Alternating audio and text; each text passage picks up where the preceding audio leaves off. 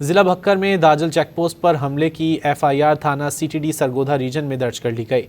मुकदमा नामालूम खुदकुश हमलावर के खिलाफ दर्ज किया गया। भक्कर की सरहद पर कायम बैनुसूबाई चेकपोस्ट दाजल पर खुदकुश हमले में 2 पुलिस एहलकार शहीद और 4 अफराद जख्मी हुए हैं।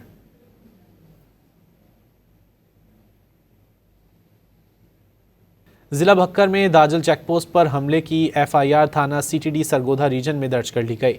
मुकदमा नामालूम खुदकुश हमलावर के खिलाफ दर्ज किया गया। भक्कर की सरहद पर कायम बैनुसूबाई चेकपोस्ट दाजल पर खुदकुश हमले में 2 पुलिस एहलकार शहीद और 4 अफराद जख्मी हुए हैं।